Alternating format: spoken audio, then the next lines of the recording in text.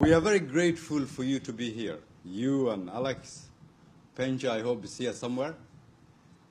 And I'm very happy that our Deputy Speaker of the Parliament is here, and parliamentarians, and from the Senate. Very good that they can see what we've managed to achieve. Very grateful also our business community, the chair of the Chamber of Commerce, our very strong ladies from the different types of society are here, including Batula herself. We're very grateful that we could bring some people together. We're going to start by saying 1.5 years ago, when I met you first, you asked me what was the biggest challenges I faced as a Prime Minister of a nation that is emerging from major problems. And I told you there are two things. One, that changing a narrative is perhaps more difficult than rebuilding this nation. You asking me why, and I told you there is this difficulty in getting people to understand that they shouldn't see Somalia for what it is or what it has been. They should see Somalia for what it can be. And I remember that you telling me that's a very fair point. And I also remember that when I said to you that the world has been investing in Somalia for close to 30 years, with perhaps very little return, we're seeking partners who understand the challenges we face, willing to invest, but willing to take a little bit more risk. You're investing it anyway, but we want you to take a little bit more risk. In which you, in both questions, answered, Prime Minister, we will try, but it will depend on what you can do and what you can achieve. 1.5 years later, with all the political challenges we faced, with all the ups and downs, from within our system and outside, perhaps the biggest words I've heard from you today is the trust, that contractual trust that you've given us, which I would say the foundation of governance, which is a testimony of what we've done over 1.5 years. And for that, we're very grateful to you and to the European Union, not because of the budget support. That is, of course, for all Somalia, not only for Mogadishu, but for the commitment you've shown and willingness to take a little bit more risk, and the efforts you put in to understand the challenges this nation is facing. Because for many, Somalia has been Somalia, no difference. Either it is 10 or 15 years ago, but you and your colleagues have understand the real dynamics.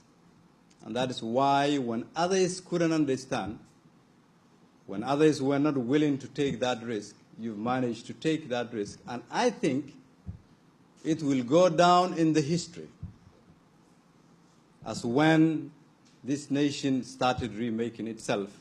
And that history, I think, will be part of the European Union history, and for that we're very grateful and thankful.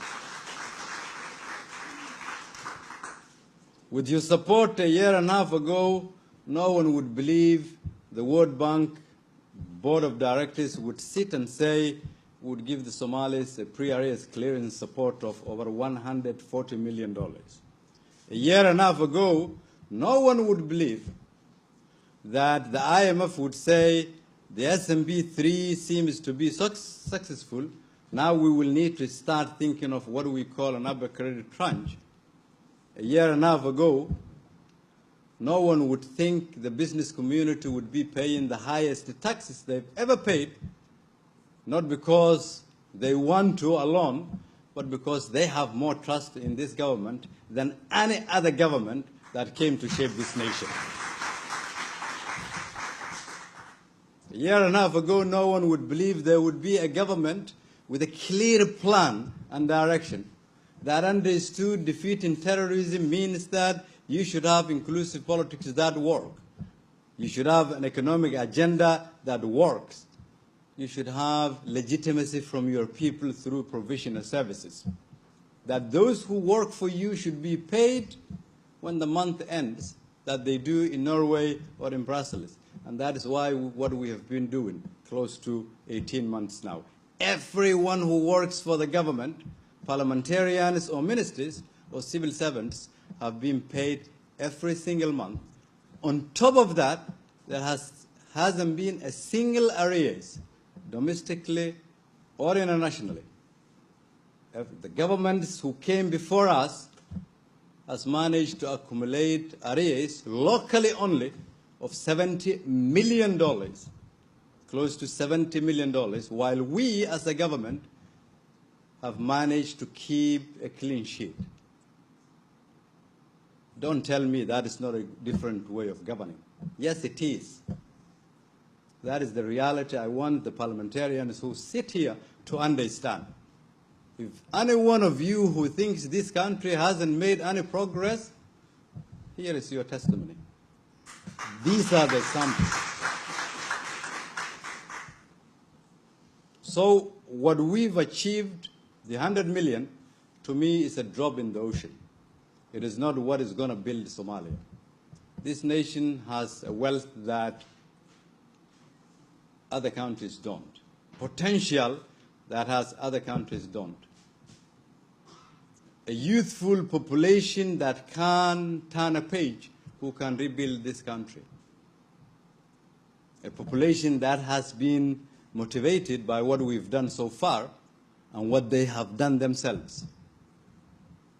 But because our governing structures has been such that there has been a lot of obstacles, we will make sure that we transfer power back to the Somali people. So they are the ones who are there to decide. It is our job to be accountable, not only to you, but to the Somali people. And the government, the president, and I will make sure that every penny you've given to this government will be accounted for. This money also is meant for the federal member states, as you put it perfectly, and we will have to share with them, give them budget support, but also in an accountable and transparent manner, because accountability is a two-way street. The benchmarks and the requirements the European Union wants from us is also the same for the federal member states. And we will make sure that we lift this nation together, from the bottom to the top. So, because the European Union works with us very closely, both here and in Brussels, understands the challenges we have as a nation, took a little bit more risk in us, and trusted us more, we've also shown that this nation is a nation that can be trusted. If there's anyone out there who still believes that Somalia is a failed state, I want to tell them today that Somalia is a functioning nation that is progressing, and we will continue building, and there is more hope than ever before, and we are very grateful for your support. Thank you.